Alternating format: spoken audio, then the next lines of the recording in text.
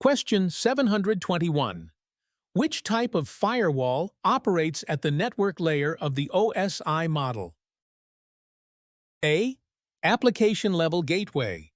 B. Circuit-level firewall. C. Packet filtering firewall. D. Network bridge. Correct answer, C. Packet filtering firewall. Packet filtering.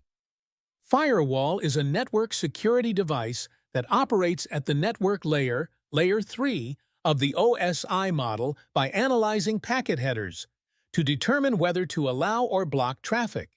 It filters data based on IP addresses, ports, and protocols, providing a fast and efficient method for enforcing access control policies. Question 722. As a security guard on the night shift, you notice the outside lights turning on in a particular area while monitoring the CCTVs. What type of intrusion detection system are you assessing? A. CCTV. B. Responsive area illumination. Responsive tracking. D. CCTV activated lighting. Correct answer, C. Responsive tracking. Responsive area. Illumination is a system that detects movement in a specific area and automatically turns on the lights to illuminate potential intruders, enhancing visibility for both security personnel and CCTV cameras. This response mechanism helps to deter intruders and improve the effectiveness of surveillance. Question 723. Which of the following terms is used to describe a penetration test in which the person conducting the test has a limited access to information on the internal workings of the targeted system? A. Black box testing. A. Fuzz test. Gray box test. D. White box test. Correct answer, C. Gray box testing. Gray box testing refers to a penetration test where the tester has partial knowledge about the internal workings of the system. This approach combines elements of both black box testing, no knowledge of the system, and white box testing, full knowledge of the system. It allows the tester to simulate an attack from the perspective of someone with limited insider information, such as a user with some access rights, to identify vulnerabilities that may be exploited in such scenarios. Question 724. Liam aims to access a network secured by a Network Access Control (NAC) system that identifies devices by their hardware addresses. How might he circumvent this protection? A. Launch a denial-of-service attack on the NAC system. B. Spoof an authentic IP address. C. Employ MAC cloning to replicate a legitimate MAC address. D. Connect through an authorized device to tunnel traffic via a trusted MAC address. Correct answer, C. Employ MAC cloning to replicate a legitimate MAC address. MAC cloning, also known as MAC spoofing, involves changing the media access control address of his device to match that of a legitimate device already authorized by the NAC system. By doing this, Liam's device can appear as an authorized device to the NAC system, allowing him to bypass the access control measures. Question 725. What is one of the primary motivations behind hacktivism? A. Achieving financial profit. B. Protesting government policies or corporate actions deemed unjust. Gaining unauthorized access to private information. D. Disrupting global financial systems. Correct answer? B. Protesting government policies or corporate actions deemed unjust. Hacktivists typically target organizations, governments, or corporations that they believe are involved in unethical or harmful activities, such as human rights abuses, censorship, or environmental damage. Their goal is to use cyber attacks as a form of protest to raise awareness, challenge authority, and advocate for political or social change. Question 726.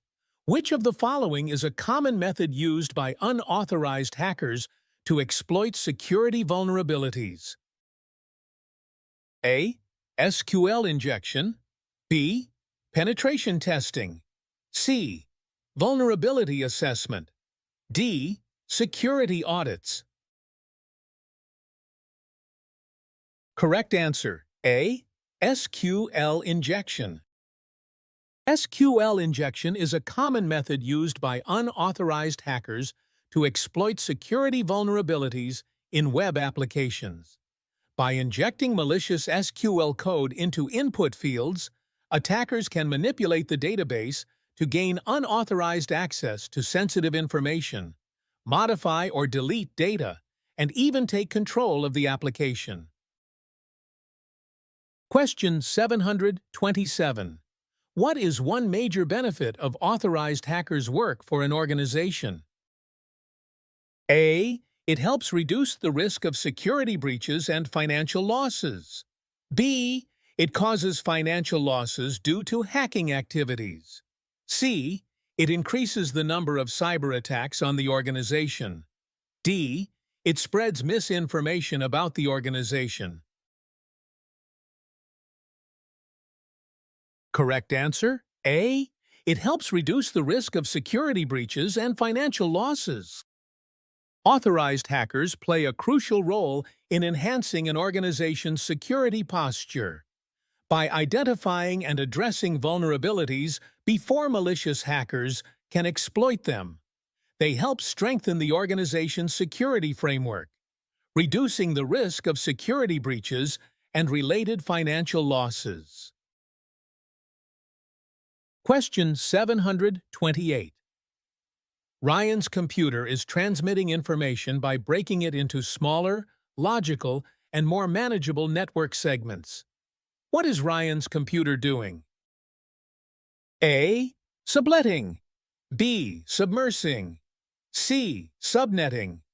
D. None of the above. Correct answer: C. Subnetting. Subnetting is the process of dividing a larger network into smaller, more manageable segments, subnets. It allows for more efficient use of IP addresses and improved network management, ensuring better performance and security. Question 729. What type of DDoS attack targets vulnerabilities in network protocols to use up all available bandwidth, making the target's network unreachable? A. Volumetric DDoS attack. B. Protocol-based DDoS attack. C. Application layer DDoS attack. D. Reflective DDoS attack. Correct answer: B. Protocol-based DDoS attack. A protocol-based DDoS attack targets vulnerabilities in network protocols, aiming to exhaust system resources such as bandwidth, memory, or processing power, making the target network unreachable. This type of attack typically focuses on weaknesses in protocols like TCP/IP or DNS, flooding the system with requests that exploit these flaws. Question 730. What is the main benefit of implementing a honeynet for cybersecurity? A. It actively blocks all network attacks from reaching the production network. B. It offers a secure environment for security training and testing. C. It enables organizations to collect detailed information about attacker methods and motivations. D. It encrypts all network traffic to prevent unauthorized access. Correct answer. C. It enables organizations to collect detailed information about attacker methods and motivations. HoneyNet is a network of decoy systems and services designed to attract attackers, allowing cybersecurity professionals to observe their actions in a controlled environment. This setup provides valuable insights into attack techniques, tools, and tactics used by attackers, helping organizations improve their defense strategies and understand emerging threats. Question 731. Which encryption protocol is frequently used to secure email communication and digital signatures? A. SSL, B. WPA2, C. RSA, D. 3DES. Correct answer, C. RSA. RSA, Revest Shamer Adelman, is an encryption protocol used to secure email communication and digital signatures by employing asymmetric encryption, where the public key encrypts data and the private key decrypts it. This encryption method ensures confidentiality and integrity, verifying the sender's identity through digital signatures and preventing unauthorized access. Question 732. Which virtualization technology focuses on separating network resources and services from the underlying physical network infrastructure to increase flexibility and security? A. Application virtualization, B. Network virtualization, C. Server virtualization, D. Desktop virtualization. Correct answer, B. Network virtualization. Network virtualization is a technology that abstracts the physical network infrastructure, allowing for the creation of virtual networks. This technology separates network resources and services from the underlying hardware, providing flexibility, scalability, and enhanced security by enabling isolated virtual networks that operate independently of the physical setup. Question 733. Roland, a network administrator at MB Company, has discovered that someone registered a domain name that differs by just one letter from his company's domain. The website with the misspelled URL is a phishing site. What is the best term to describe this attack? A. Clickjacking, B. Cross-site request forgery, C. Session hijacking, D. Typo squatting. Correct answer, D. Typo squatting. Typo squatting is a type of attack where an attacker registers a domain name that closely resembles a legitimate domain, often differing by just one or a few characters, e.g., replacing mbcompany.com with mbcompany.com. The purpose is to trick users into visiting the fraudulent site, usually for phishing, malware distribution, or stealing sensitive information. Question 734. Which type of attack aims to overload a system by exhausting all available open sessions it can establish, such as in a SYN flood? A. DDoS, B. A resource exhaustion attack, C. A vulnerability exploit, D. An application exploit. Correct answer, B. A resource exhaustion attack. Resource exhaustion attacks specifically target system resources, such as open sessions or memory, to overwhelm and disrupt normal operations. In the case of a SYN flood, the attacker sends a large number of SYN requests to a target system, consuming its available connection slots and preventing legitimate users from establishing connections. Question 735. What type of malicious actor is typically equipped with the fewest resources? A. Hacktivists. B.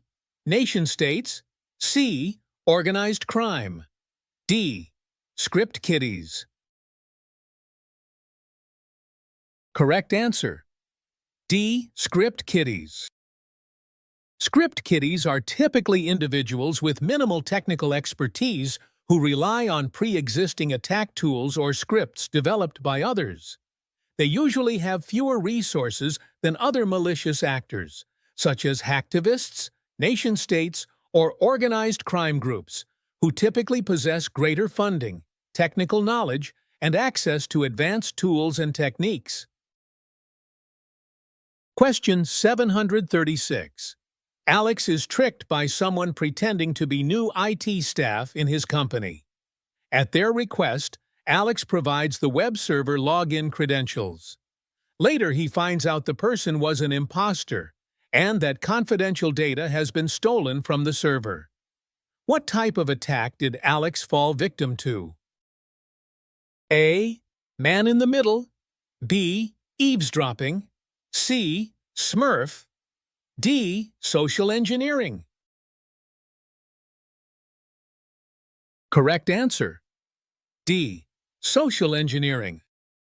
Alex has been targeted by a social engineering attack, where the attacker tricks him into revealing sensitive information, the web server login details, by pretending to be someone he trusts, a new IT staff member.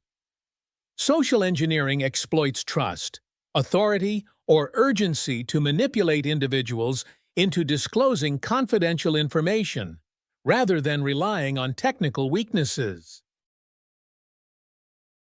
Question 737.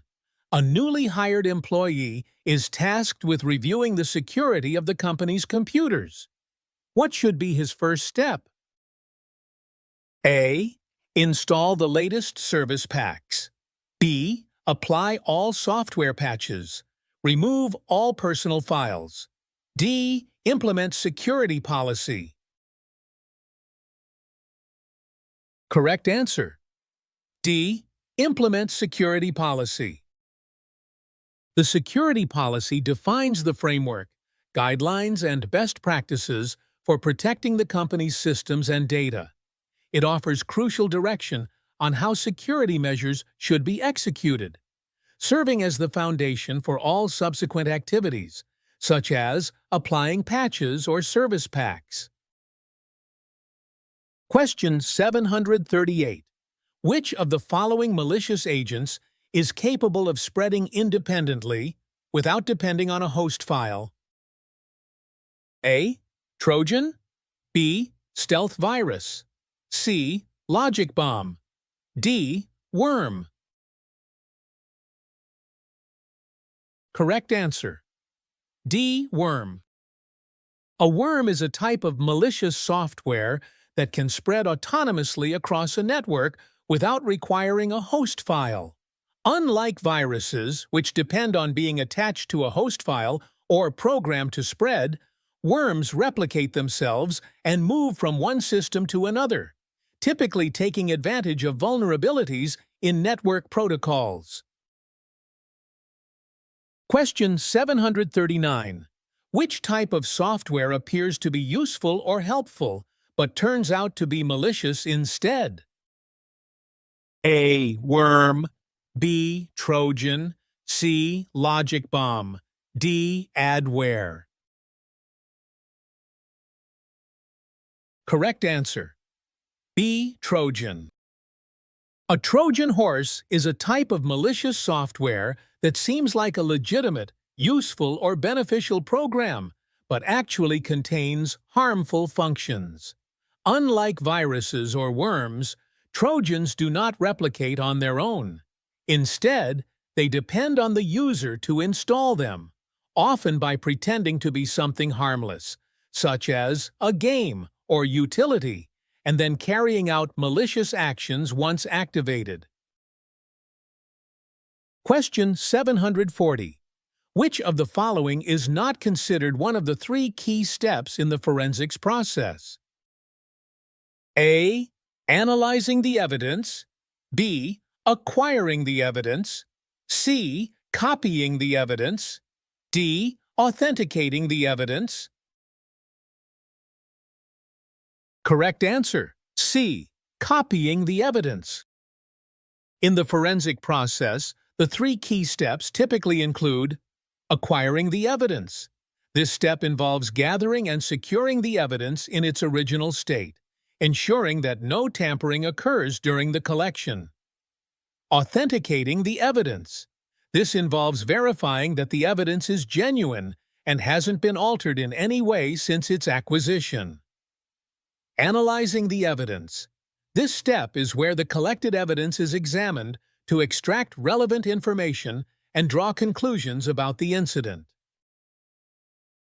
Question 741. What is the main purpose of using rule-based access control for authorization? A. To enforce access restrictions based on user-assigned labels and categories. B. To grant permissions to users based on their roles within the organization. C. To apply detailed access control based on various factors. D. To encrypt data traffic to prevent unauthorized access. Correct answer. B. To grant permissions to users based on their roles within the organization. Role-based access control is a security model used to manage access to systems and data by assigning permissions based on predefined organizational roles. It ensures that users can only access the resources necessary for their job functions, reducing the risk of unauthorized actions. Question 742. What is most likely the cause when an organization's domain is directing traffic to a competitor's website and the domain's contact and administrative details have been changed, even though the domain has not expired? A. A zero-day attack. B. An on-path attack. C. DNS hijacking. D. Domain hijacking.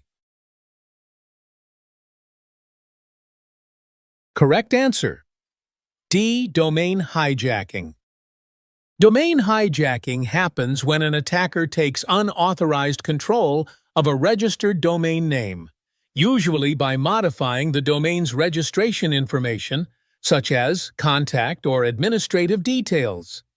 This enables the attacker to redirect traffic from the original domain to a different site, like a competitor's website, as demonstrated in Sven's case. Question 743. In the United States, what term is used to refer to collaborative industry organizations that analyze and share cybersecurity threat information within their specific industry sectors? A. Feedburners. B. BERTs. C. ISACs. D. Vertical threat feeds. Correct answer. C. ISACs. ISACs, Information Sharing and Analysis Centers, are organizations designed to help specific industries exchange and analyze cybersecurity threat data to improve overall security. Typically established within particular sectors, such as finance or healthcare, they facilitate the timely and secure sharing of threat intelligence and best practices. Question 744. A company suspects some corporate accounts have been compromised. The frequency of suspicious logins from unfamiliar locations is increasing. Employees who travel need to protect their accounts without blocking legitimate login attempts from new locations. Which security control can be put in place? A. Require multi-factor authentication when an account request surpasses a risk threshold. B. Implement geofencing to restrict access to headquarters only. C. Enforce time-based login restrictions based on business hours. D. Change the access control model to discretionary access control. Correct answer. A. Require multi-factor authentication when an account request surpasses a risk threshold. Multi-factor authentication, MFA, is a security control that requires users to provide multiple forms of identification before accessing an account. This typically includes something the user knows, like a password, and something the user has, like a mobile device or security token. In the case of suspicious logins from unfamiliar locations, MFA can be triggered when the system detects risky behavior, ensuring that even if an account is compromised, the attacker cannot gain access without the second factor. Question 745. Kevin's company uses a hierarchical approach to data access, where IT staff have full access, engineering staff have less access, and managers can only access files within their own department. Which access control model is being used? A. DAC, Discretionary Access Control, DBAC, Database Access Control, MAC, Mandatory Access Control, DRBAC, Role-Based Access Control. Correct answer, DRBAC, Role-Based Access Control. Role-Based Access Control is an access control model where permissions are granted based on roles assigned to users. In this case, Kevin's company is using a hierarchical approach where different staff members have different access levels based on their roles: IT staff, engineering staff, and managers. Question 746. James has given the BitLocker encryption keys for his department's computers to the organization's security office to decrypt devices in case of a breach or investigation. What is this practice called? A. A BitLocker locker. B. AES jail. C. Key escrow. D. Key submission. Correct answer, C. Key escrow. Key escrow is a practice where encryption keys are stored by a trusted third party, allowing access to the keys if needed for specific purposes, such as in the event of a security breach or investigation. This ensures that if the encryption key is lost or unavailable, the third party can provide the key to unlock or decrypt the information. Question 747. As a security administrator, what should you do when a new patch is released for a server? A. Ignore the patch. B. Install the patch immediately on the production server. C. Check online forums for feedback on the patch's effectiveness. D. Test the patch on a test server before applying it to the production server. Correct answer.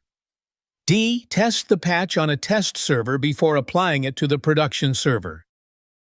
As a security administrator, you should test the patch on a test server before applying it to the production server to ensure compatibility and prevent potential disruptions.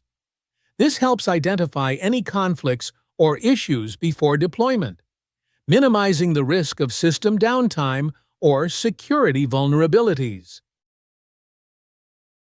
Question 748. Which of the following provides a calculated value for known vulnerabilities, helping organizations prioritize mitigation efforts? A. CVSS, B. SIEM, C. SOAR, D. CVE. Correct answer, A. CVSS. CVSS, Common Vulnerability Scoring System, is a vulnerability scoring system used to assess the severity of security flaws by assigning numerical scores based on exploitability, impact, and complexity. It helps organizations prioritize mitigation efforts by providing a standardized way to measure risk. Question 749. You are working for a social media platform and need to integrate your users' accounts with external web services. You want to allow authentication across multiple domains without revealing users' passwords to these third-party services.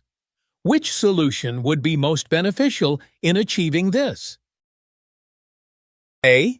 Kerberos, B. OAuth, C. OpenID, D. SAML. Correct answer. B. OAuth. OAuth is an open standard for authorization that allows a user to grant third-party applications limited access to their resources without sharing their credentials, passwords. It is widely used for delegating access to web services and integrating user authentication across multiple domains securely. Question 750. Taylor has been asked to provide her organization with advice on password security. Users have expressed frustration about having to remember too many passwords and are looking for a solution to manage them. What would be the best recommendation Taylor can make? A. Suggest using a password vault or manager. B. Suggest users slightly alter their passwords based on the website they are using. C. Suggest users use the same password for websites with similar data or security needs. D. Suggest users write their passwords down near their workstations. Correct answer, A. Suggest using a password vault or manager. A password vault or manager securely stores and manages users' passwords in an encrypted database, allowing them to access all their passwords with a single master password. This solution addresses the issue of users having to remember multiple complex passwords while maintaining security by storing passwords securely. Thank you for watching. If you found this helpful for you, don't forget to like, drop a comment, and subscribe for more practice questions and tips.